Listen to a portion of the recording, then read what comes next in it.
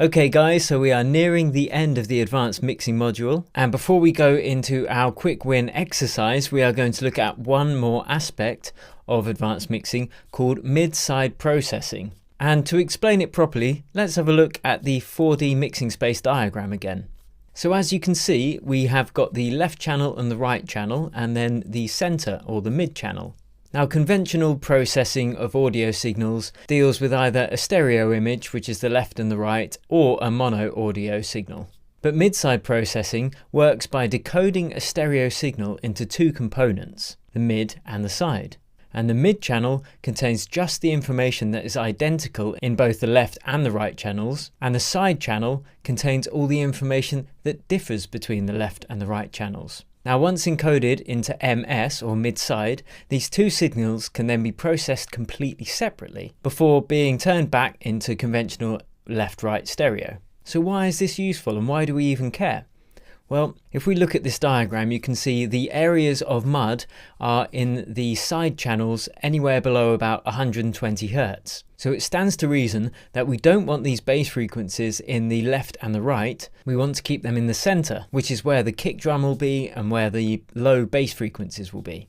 So when one of our tracks in our mix has a lot of stereo information in that low end, we want to be able to cut out the low end in the stereo field without cutting out the low end in the center channel, and that's exactly why mid-side processing is so useful. So let's jump into the DAW and I'll give you an example of what I mean.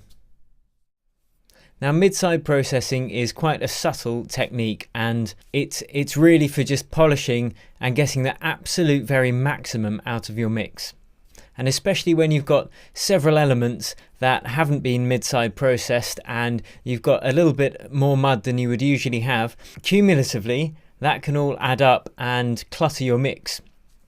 So there are a few ways that we can use mid-side processing. I'm going to give you an example of some mid-side EQing in this lesson, but you could get really professor and start using mid-side compression, even mid-side multiband compression if you want to go crazy, mid-side reverb even, but I'm just going to show you EQ in this because the other stuff is really not required because you can just keep going down the rabbit hole as far as you want. But knowing about mid-side processing and the fundamentals behind it will allow you to explore all the tools that you've learnt about in the advanced mixing tools section and tinker till your heart's content.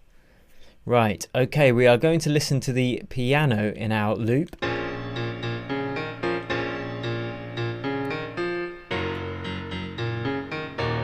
And I've just silenced the auxiliary reverb channels so we can really hear what's going on. And I've loaded up the FabFilter Pro Q2 equalizer. And I've put it on our piano. So we've got the normal reverb, we've got some gain staging, and then we've got our equalizer. So I'm just going to change it from left-right mode to mid-side mode. And now it has split the signal into a mid-channel and a side channel. So let's look what happens when we do a normal EQ, and you can see here that is both together. So that's the mid channel and that's the side channel, and this is processing both of them. So we're just going to put a simple low cut on here. And you can hear it's behaving exactly as we'd expect it to. We've taken out all the low frequencies, and we can see the unprocessed signal behind in this chart, and here is our processed signal coming out of the equalizer. So let's switch it to the sides, and we are just going to be taking out the bass frequency in the side channel now.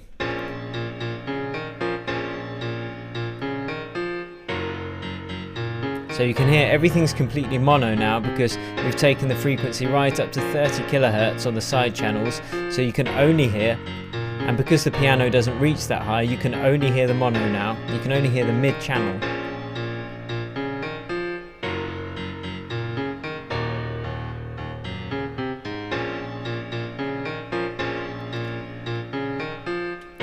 So now we've rolled off everything on the side channels below about 142 Hz.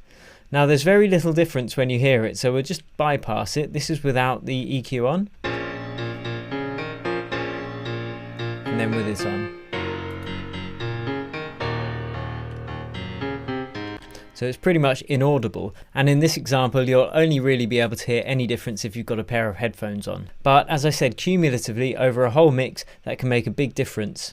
Well, not a big difference, but enough of a difference to make your mix better.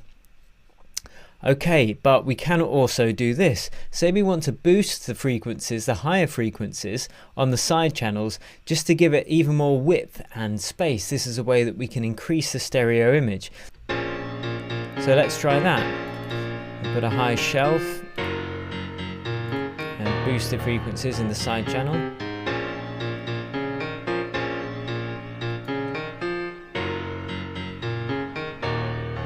So bypassed.